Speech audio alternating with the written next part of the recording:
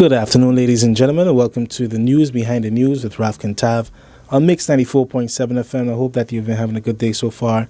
This afternoon, I have here with me Dr. Antonio Carmona Baez, the president of the University of St. Martin. We all know that, education is fundamental in nation building. And so I do definitely look forward to this conversation that we're going to have. So good afternoon to you, sir, and thank you for coming on the program. Good afternoon, Ralph. Nice to be here. Great. So can you tell us a little bit about yourself? Of course, you're new to St. Martin. I don't know if you've visited prior and so forth.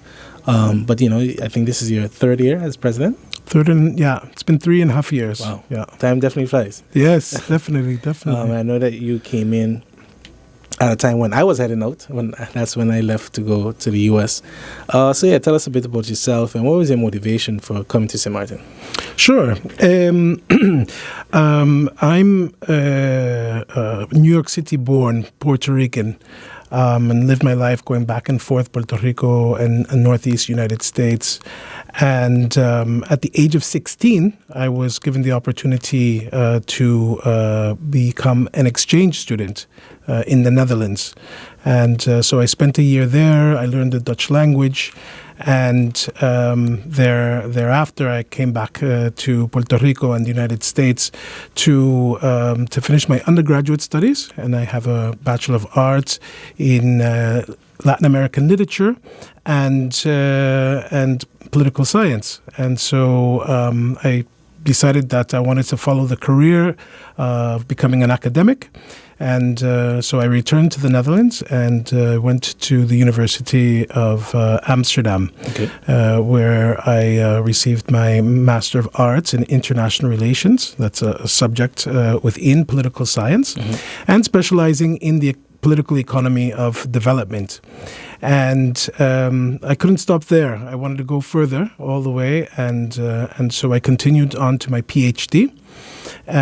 Also within international political economy, and from the same university. From the same university, University of Amsterdam. Yeah, and thereafter, I worked at a couple of think tanks in Amsterdam, but returned back to my home to Puerto Rico to teach in the social sciences, more particularly in the political science.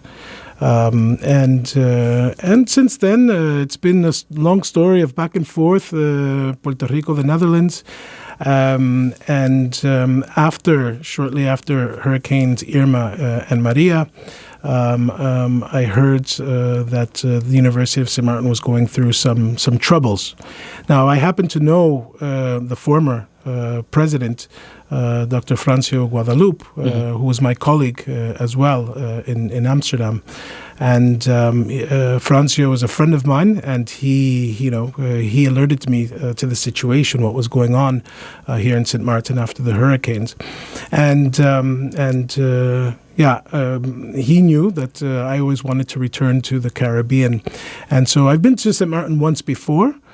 For a very brief, long weekend, coming from Puerto Rico, and I said, well, being so close to Puerto Rico, and me knowing Dutch, and also knowing the political structures and the structures of higher education within the Kingdom of the Netherlands, I said, I think that I would like to go to St. Martin, and so I applied for the position, for the vacancy of president of the university, to represent the university, and but also with the mandate, I received the mandate to build it back after all the troubles and challenges that we were presented with after the hurricane. So I specialize as I said, in the political economy of development, and I conduct research in that area, more specifically in the Caribbean. And yes, I thought it was a wonderful opportunity to contribute to the growth of higher education in the region, but also to, as you were inferring, nation building here on St. Martin. Yeah, I think with your degree background makes living in St. Martin all the more interesting, of course, because of our diversity, but also the political structure that we have, with the Netherlands and ongoing conversations that are currently present. But even we'll probably get to that later on. One of the things I'm curious about is how has it been rebuilding, since the impact of Irma, but then, you had a little time to kind of catch yourself, but then COVID came. And so how has that been? So, yes, that was, of course, every day we face different challenges. And I arrived in May 2018. And during the same week, we hired our Dean of Academic Affairs, Dr. Rolinda Carter, who, as you know, is an alumna of USM, went off to Canada and completed her PhD in blood research. Together with her and our manager of finance and operations, Mr. Robert Judd, we tried to work together with our colleagues, division heads and faculty members, to stabilize the programs that we have, the accredited programs that we've had. So it's been a lot of negotiation. As you know, accreditation, you have two forms of accreditation. One is institutional accreditation, and the second is programmatic accreditation. And so we have accredited degree programs in education that we service together with the University of the Virgin Islands. And, of course, accredited degree programs in business and hospitality. And to maintain accreditation after a hurricane and during a pandemic is extremely challenging. But thanks to the team spirit and the love and dedication of our colleagues, division heads and faculty members, we were able to pull through. This, of course, also required work on what we call marketing or communicating with the rest of the community, recruiting students, bringing the students down. After Hurricane Irma, USM lost about half of its student body. And then within a year, we were able to recuperate that back. And I guess the biggest challenge, of course, was also calling back the many students that had to stop their studies because they do not receive study finance. They work. And as you know, during the pandemic, many people lost their jobs. And so we continue to work to strengthen our status and our accreditation status, but also together with government to receive more support. And that has been challenging in the sense that not only with our relationship to the government, but to the entire community, because St. Martin never recognized USM as the sole institution of higher education that services. St. Martin, you mean specifically the government? I think the government of country St. Martin, but remember USM is an institution dedicated to the local population on both sides of the border, so also the collectivité and the préfecture. And so we're still waiting for that recognition from both governments, both local governments. However, with Country St. Martin, we've been moving ahead. Of course, the Department of Education, we work closely with them, and they continue to call on us when they need, advice on certain areas or in certain areas regarding higher education. For instance, the Professional Development Program, which just began this January, where the government will be supporting teachers already in the schools attain their qualifications through our University of the Virgin Islands at USM, UVI at USM, Bachelor of Arts in Education, and also Bachelor of Arts in Secondary Education. And so little by little, we're making progress. But yes. So I think one of the sad things, though, I think one of the sad things on a national level is the fact that, for all these years, the government hasn't recognize USM as the nation's institution of higher learning, because one of the challenges and one of the bottlenecks has been just that law on tertiary education. Right. From what I understood, it was first introduced and actually completed by the first Minister of Education, who was Dr. Arundel at the time. But somehow it was restarted and then just passed along through basically maybe 10 Ministers of Education. So with that, could you update us on, what has your conversation been with the Education Department, particularly as it relates to the law on tertiary education? And how would this assist USM and even other institutions of higher learning on the island? Right. So as you rightly mentioned, the ordinance, the National Ordinance on Higher Education, is a project that goes way back. It seems that there wasn't never an urgency to do that. Yeah. And I think it's very important to understand that passing a national ordinance on higher education would require the government to reserve a certain amount of money to fund higher education on the island. And so, many different actors from the private sector, from government, from the various governments that we had, still had a difficult time understanding why it was important to fund higher education on the island. So as you know, many people, they what they did, perhaps correct me if I'm wrong, but you obtained your associate degree at USM.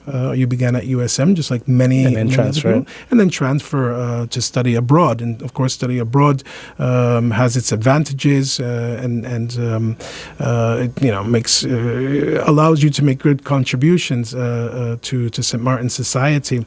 But what we have discovered is that completing your education in a country, at least your undergraduate, looking at your BA, might be a good alternative for country St. Martin, because when you create these programs and allow our young people especially to study on island, what you do is you create a community of academics and qualified professionals, and where you're learning, you're going through all of the requisites that are needed for an accredited degree program here, but you're also on the ground, and so you're seeing the needs of the country.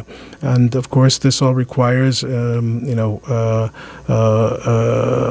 working together between the government and the university, and also in certain instances, the private sector, especially when it comes to business and hospitality.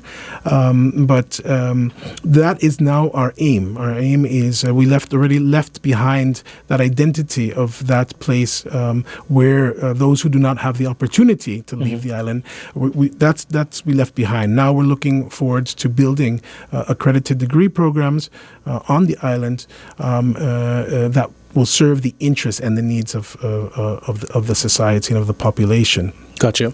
So, considering the fact that you do have the business program, you have liberal arts program, the education program. Well, that is with UVI, as well as hospitality. Right. Is USM looking into adding other programs, and can you also share what are the offerings that you presently have as well? Yes. So shortly after I arrived, what we did is set up these seminars, these public seminars, where we invite experts, local experts, to discuss certain issues, to look into the needs of country St. Martin, especially during the time of post-hurricane recovery.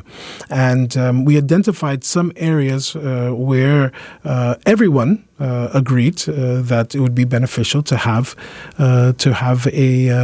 accredited degree programs in those areas. And one of those areas was, for instance, social work. And so for the last couple of years, we've been exploring the possibility of offering a social work and counseling degree program at USM in conjunction with one of our other university partners, and in this case specifically with the University of the West Indies. Okay, Yeah, That's a great choice. Right. And we thought it was a great choice because there are so many students and so many people here on St. Martin that come from the English-speaking islands of the Caribbean. They're familiar with UWI, and UWI has this long tradition of interaction with countries from around the region. Yeah. And then we, of course, continue to enjoy a good relationship with University of the Virgin Islands, which, as you know, is a U.S. university. Yeah.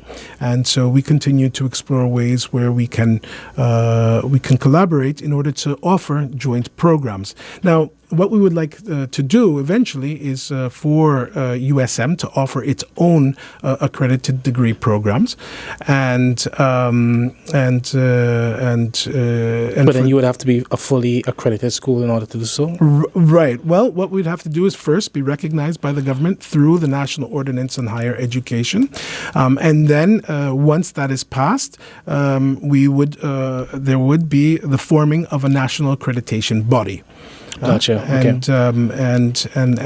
from that, then we would be able to become recognized. Now, we could go a couple of routes. We could either create a national accreditation body here, or we could join our brothers and sisters in Curaçao and Aruba and have our degrees recognized by the Nederlandse Vlaams Accreditatieorganisatie. That is the Dutch Flemish accreditation organization. Who's not yet allowed to accredit universities in the Caribbean part of the Dutch kingdom, but recognize them so that their degrees are accepted in the Netherlands. Their being accepted in the Netherlands will also allow them to be accepted in most countries in the world. That's one option. Okay. But then, sorry, a little introduction there, because you said recognize, but I guess what is the difference really with recognition and accreditation? The difference between recognition and accreditation is that, unfortunately, there are certain institutions in the Netherlands that will recognize or not recognize the degree. They would leave it up to their behest, right? Which is something that we've been struggling to change. And I think that if we were to choose that route together with the University of Aruba and the University of Curaçao and the Instituto Pedagógico Arubano, then together we can move forward to actually attaining full accreditation within the Kingdom of the Netherlands. So you've had joint discussions to get this. Yes, we have continuous discussions to get this together. But as it stands now, the degrees from the University of Curaçao and the degrees from the University of Aruba are completely accepted across the Kingdom of the Netherlands, and also accepted in countries throughout Europe and in North America. And so we would want to have that. There's another option. The other option would be to strengthen our relations with either the University of the Virgin Islands and be accredited through the U.S. based, right? U.S. based, which would still be international. Would still be international, and that would serve our interest. Although it is quite expensive to have that, and then sorry interjecting here, but is it also expensive with the European or Dutch-based accreditation or not? It would be much less expensive than the U.S. Gotcha. I would say. Because, this is how University of Aruba and University of Curaçao pulled through, right? Gotcha, okay. And they're already, providing students with PhDs. They have doctoral programs already. It's quite significant. Yes, that is. Yeah. That is. And then, then there's the other option of strengthening our relations with the University of the West Indies to become what is called a College of the University of the West Indies.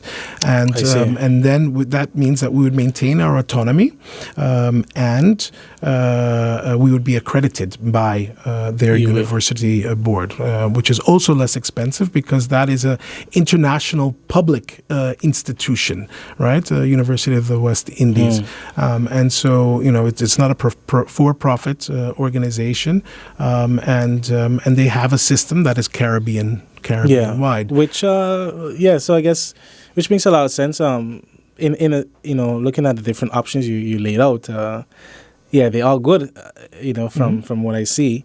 But I guess it bottom line is what does USM envision? Right. I would say. Well, I think it's not only a question of what USM envisions, it's a question of what country St. Martin envisions. True. Right? And so this discussion we have to have with the government, and the government needs to study these options. And we've provided them all the information, and they need to make a decision on that together, of course, taking into consideration all the stakeholders, students, faculty members, the schools of all the subsidized schools of the education system on St. Martin. And so, this is where we're standing right now. We received the draft ordinance on higher education back in September. And since then, we formed working groups to study, to analyze the national ordinance.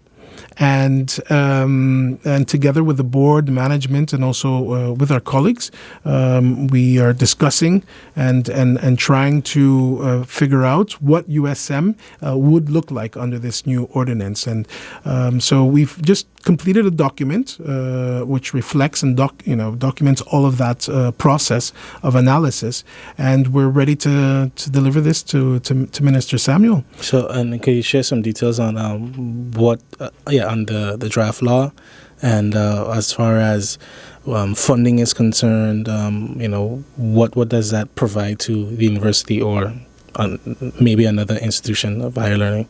Right. So the draft ordinance on higher education, or the law on higher education, is very, I would say, very complete in the sense that it goes from understanding definitions of higher education, the different traditions of higher education, the European versus the Anglo-American tradition, liberal arts, and also looks at the structure of the university.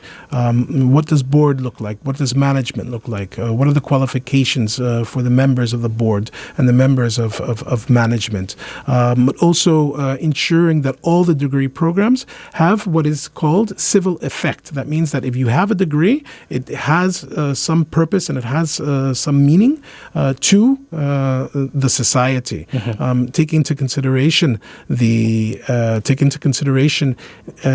labor market, but also the needs of the country. Thereafter, it goes into other areas like finance, where the government would consider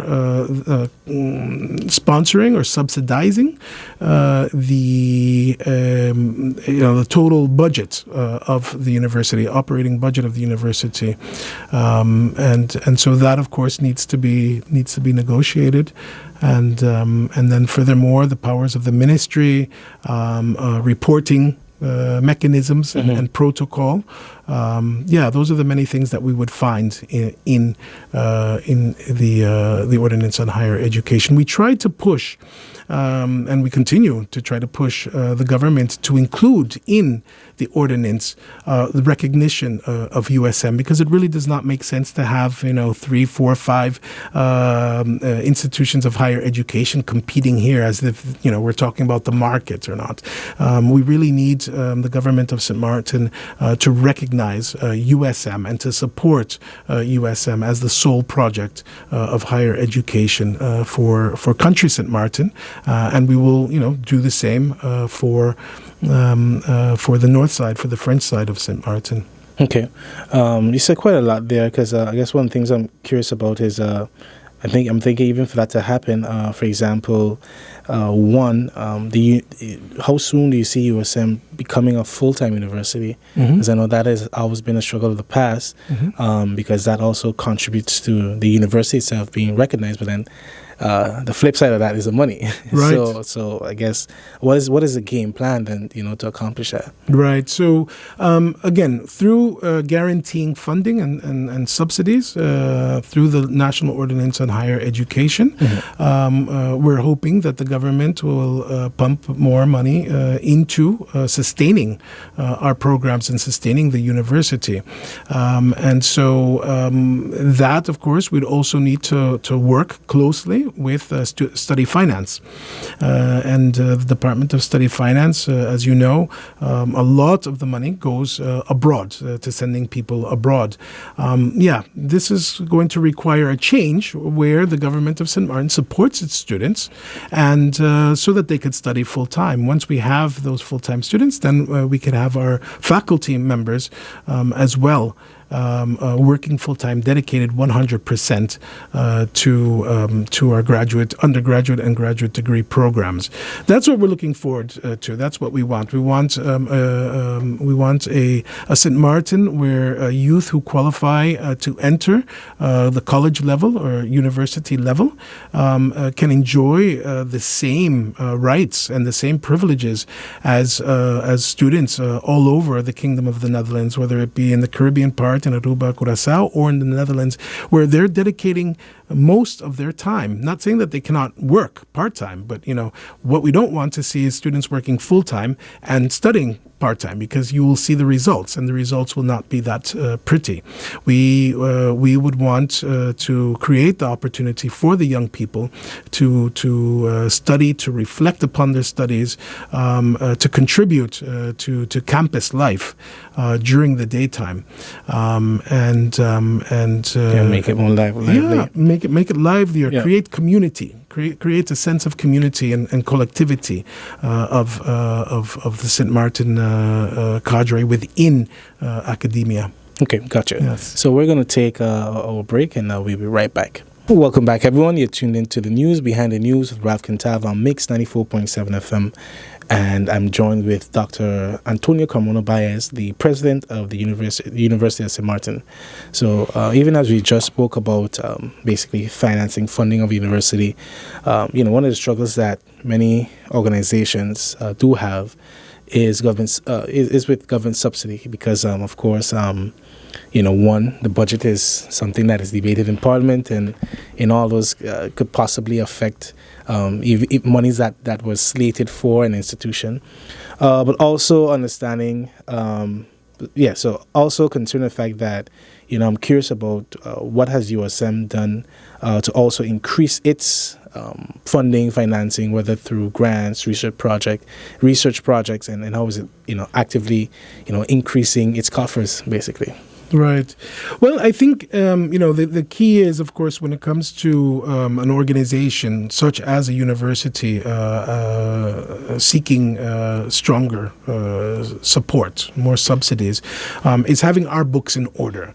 And I'm very proud of our colleagues in the business office who have been keeping tabs on all monies coming in and out of the university, such so that last year we received, I believe it is called an unqualified credit audit report, and that's the best audit report that you can get. I think that it's the first of its kind on Country St. Martin when it comes to an institution of education. And so that, together with all the programs that we've been developing and strengthening, the current government has increased our subsidies and to a certain extent. And so within the Kingdom of the Netherlands, there are considered three pillars for funding higher education. One is government. The other would be research. And then the third pillar would be other, that we would receive either from the private sector or from other contributing bodies, yeah. Right? And so, research has been very important into the remaking of USM. Gotcha. And as you know, we changed our logo. It's already going to be about 2 years since we've changed our logo, changed our image. We have a new website, and all of that was done to welcome the new identity of USM. And so, again, part of that identity is research, scientific research. And we have just opened up our St. Martin Science Research Institute that is now being registered with the Chamber of Commerce. And as a USM initiative. As a USM initiative. Okay, gotcha. Why did we do that? Because first of all, research is a very important part of any institution of higher education that is serving a developing country, especially. But not only a developing country. We see that in the Netherlands. We see that in the U.S. And in the region generally. And so what we've done is we've rallied up all our experts within our network and on St. Martin and abroad, and we submitted some research proposals with some partners. And these research initiatives deal with items or issues that directly affect our development, our social-economic development, but also in areas such as public health. Right? So I'll give you an example of that. One, I know a couple of weeks ago you had here Dr. Francio Guadalupe, yep. And he was talking about the research Islanders at the Helm. Yep. And so USM is proudly a partner of this, and we do have received a PhD researcher.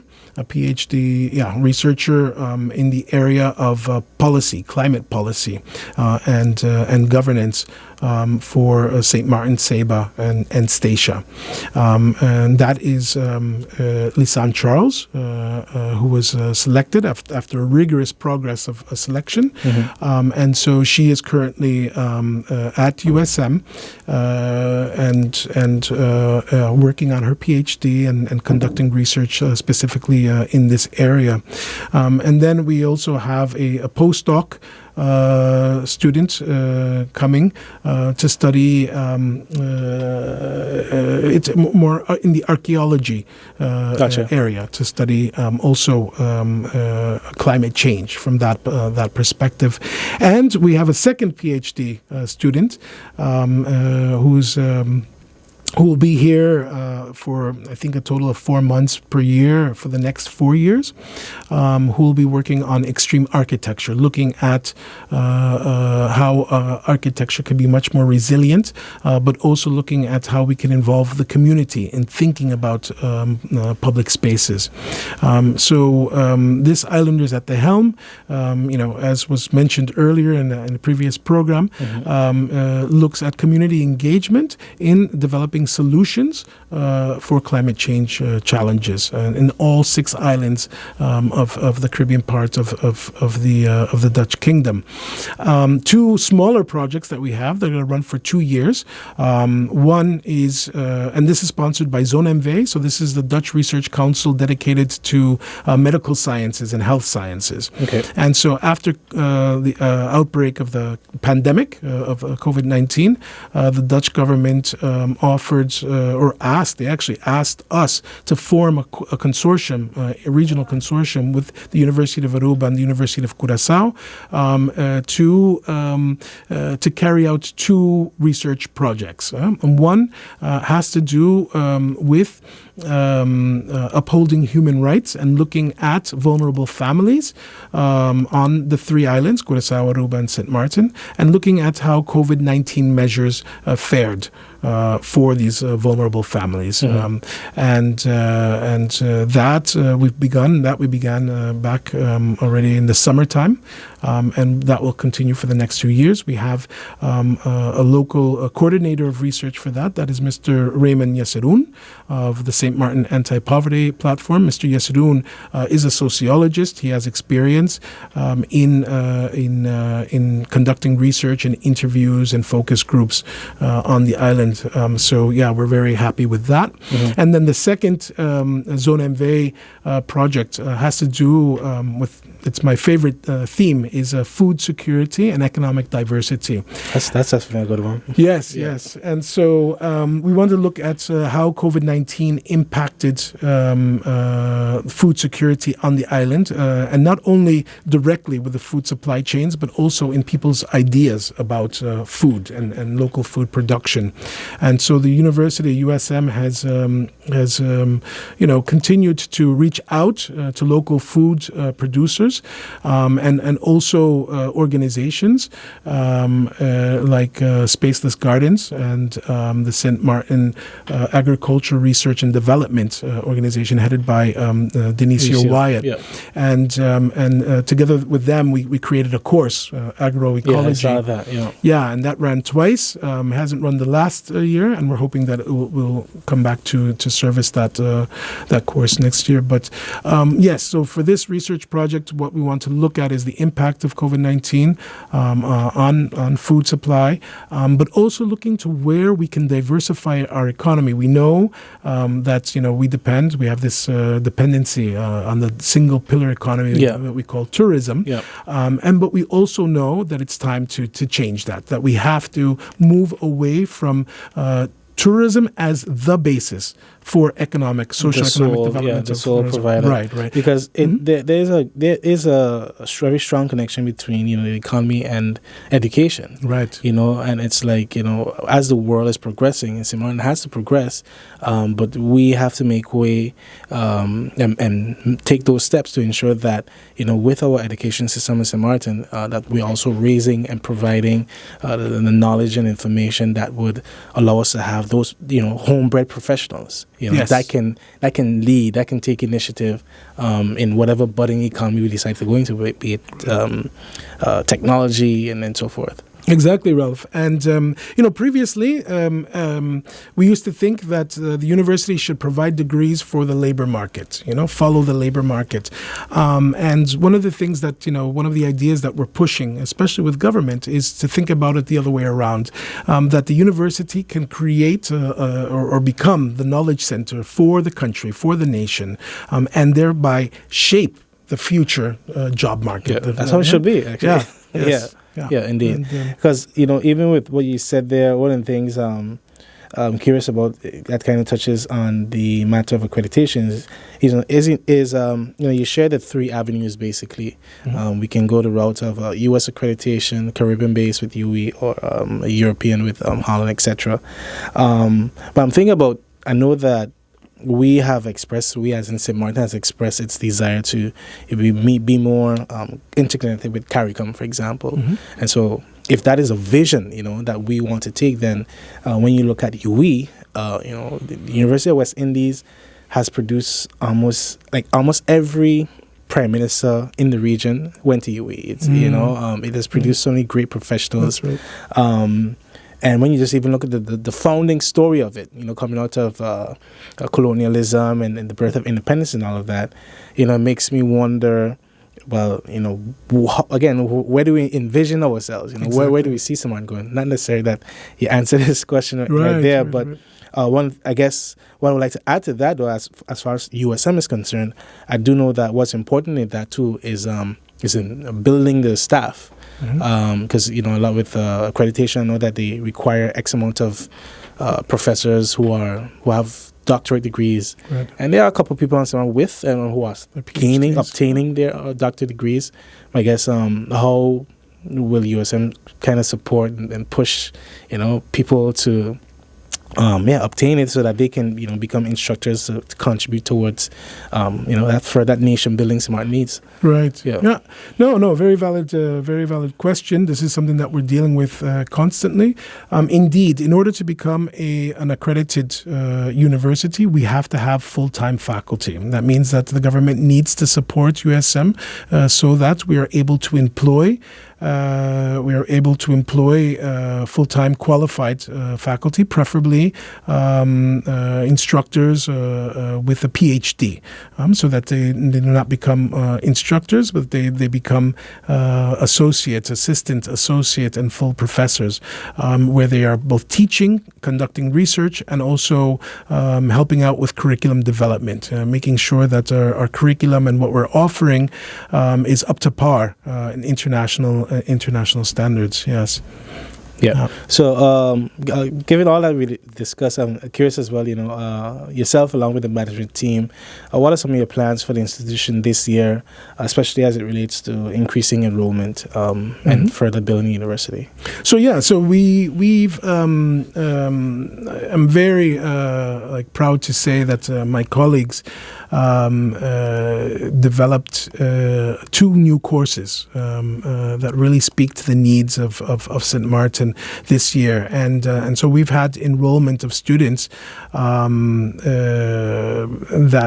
we would not have. Well, first of all, I'll repeat. We have the professional development program, which is a government program to support teachers in the schools to further their education, so that they can become fully qualified, right? And so we have, I believe that we have 14 students that enrolled for this semester, and then next to that we have the 2 new courses that I was just about to mention.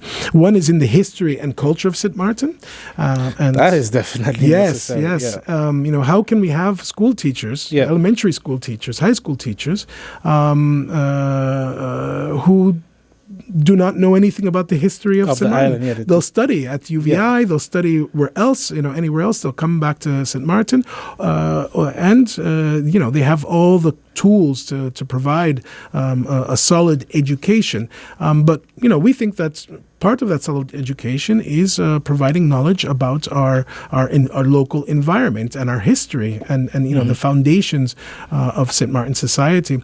So we had a collective effort of instructors and division heads, and of course our Dean of Academic Affairs, and we reached out to people in government and also people around the island who work on our cultural heritage and our history from different aspects. And we created this course that is now mandatory for all our students in the education program, but also for students in business and hospitality. Yeah. Because, how are you going to have a tourism with, people who are working in that sector that know nothing about the island? So we want to make sure that all the students, eventually, we want to make sure that all the students who go through USM and graduate from USM have that basic knowledge of the history and culture of St. Martin. It's needed because, for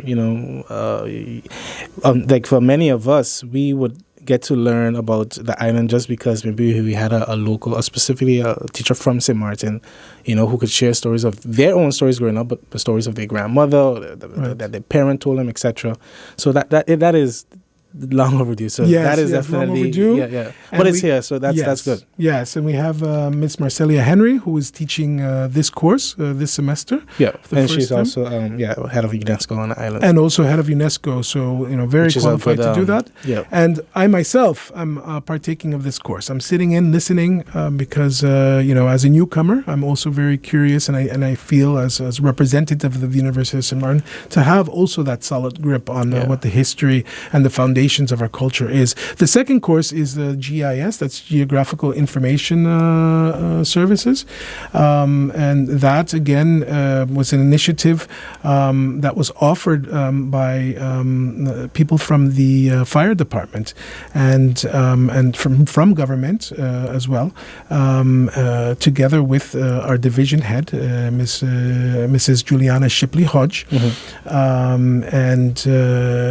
together we developed this course to offer it as a GLA, General Liberal Arts elective, but also looking at firefighters that are, people who are already employed as firefighters. So we have firemen and I believe also 1 or 2 firewomen who are partaking of this course, and some other students from USM who are partaking of this course, which, it's a great example of how we can shift towards looking at new technologies technologies and how those new technologies or what those new technologies can mean for the development and cater to the needs of the island. Yeah, exactly. That reminds me of being setting up FAMU, which is a HBCU. It was mandatory for everyone to do African American studies, right? Which makes sense, right? Studies, naturally. Right. So one of the things that came to mind is I know that before Irma, so before your time, the university made this presentation that basically highlighted its plans to build a dorm, improve its overall infrastructure, and just take it to another level, basically. Is this something that is still on the table, considering the fact that, the university is looking to expand its programs and so forth? Yes. Again, we want to expand our academic offerings in line with the needs of the country, with the needs of the island, and we hope that with the passing of the National Ordinance on Higher Education, that USM can fulfill the needs of the population, of the government as well. When I think about plans, big plans, as we had in 2017, and then what happened thereafter, where actually the university closed for a month, for an entire month, and luckily with all the effort and the dedication of our faculty, staff, and also our partners, including government and the University of the Virgin Islands, we were able to reopen and recuperate. However, if we talk about the plans, like the building plans and expanding, physically, I think, I guess that's where I lean more on my spirituality and I say, well, everything happens for a reason. It'd be great to have student dorms, I think. However, before we have student dorms, we need offices for our full-time faculty. Right? We didn't think you cannot build a university unless you have a faculty. And so that is one of the things that, we discovered through our exercise of analyzing the National Ordinance on Higher Education and our push for accreditation. And so once I think the next step in terms of creating space on campus, whether it be where we're at now or a future campus, we don't know, but I think that we would have to make room for that faculty. Definitely. Even with that, I have a question. I'm curious if it has been explored or already in the works, as far as, let's say based on the current faculty that teach at USM, given that USM, has its partnerships with, let's say, University of Aruba, Curacao, UWI, UVA, etc. I know that some schools offer discount study rates for teachers who teach at that school. But while they're not necessarily teaching at that school, for faculty who want to take it to take their degree to another level, has any discussion been had to sort of allow them to get that benefit of because the cost of education is also another thing that may deter people from wanting to get a master's or get a doctorate as well. Right. So there have been plenty of discussions there, and we do have colleagues that are working on their doctoral studies at the University of the Virgin Islands in the area of education leadership. And I'm really hoping that before they finish, which is within the next year, that we will have the National Ordinance on Higher Education, so that we could say, listen, to the government, listen, we have these qualified people who could serve as USM's first assistant professors, and they are willing to contribute to the growth of our sole institution of higher education. Therefore, we need the full support from government so that they are employed full time. In order to make that dream come true, making our university a full functioning or full time university, as you said. So many people think of getting their degree as a personal endeavor, and of course it is.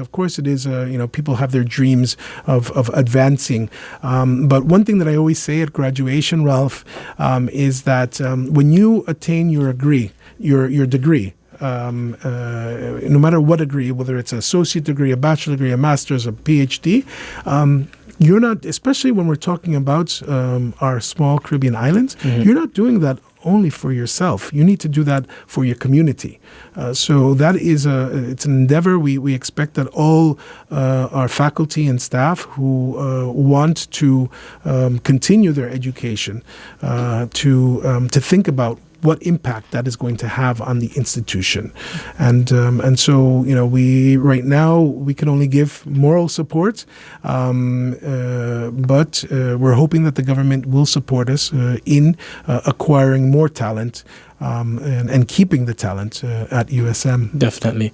So I just have two more questions for you. One of them being, even as we spoke earlier about more of a connection with the northern side, has there been any sort of progress when it comes to working with the government in Marigat? Well, I think that the biggest progress, the biggest step that we've taken so far was meeting with a couple of vice presidents of the collectivité.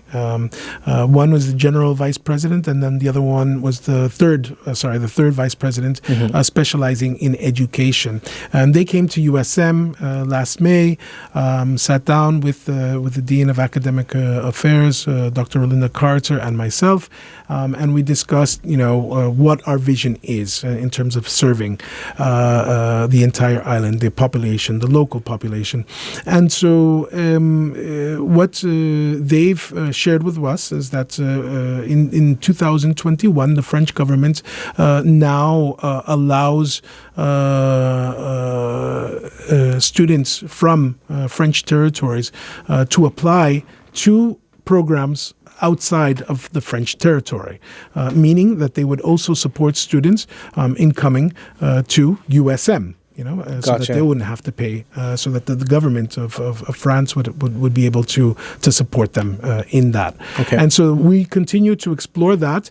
However, as you know, in St. Martin, when election time comes, everything paralyzes. Yes, I would say you have to wait till after elections. We're going to have to wait till after elections. So after March, right? Yeah. After March. But that doesn't keep us from talking to the candidates and talking to all the parties. And that's what we will be doing between now and March.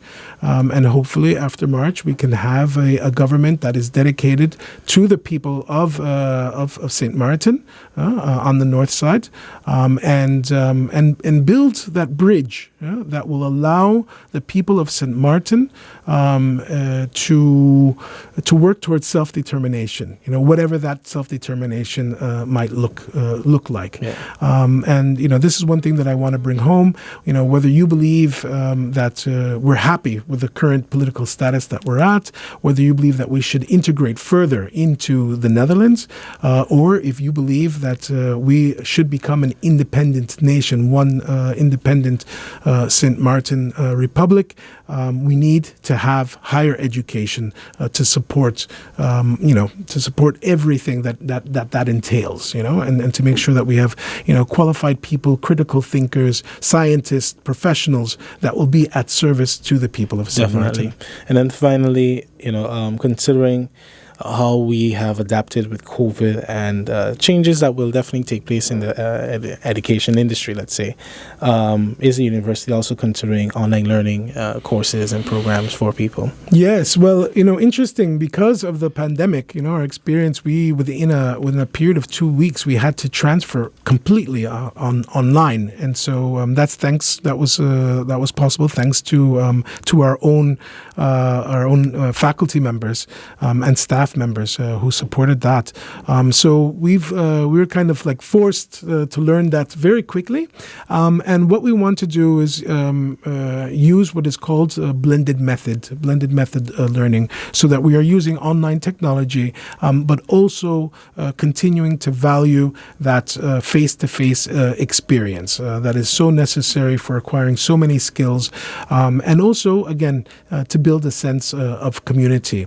So as far as technological development, our use of online resources, our ability to give classes and to receive lectures online, we will continue to work on that. But we also do not want to lose sight of the importance of face-to-face learning. Gotcha. All right, sir. I'd like to thank you so much for coming on the program. And to the viewers and listeners, that was Dr. Antonio Carmona Baez, President of the University of St. Martin. And thank you for listening, and be sure to tune in again tomorrow. Take care.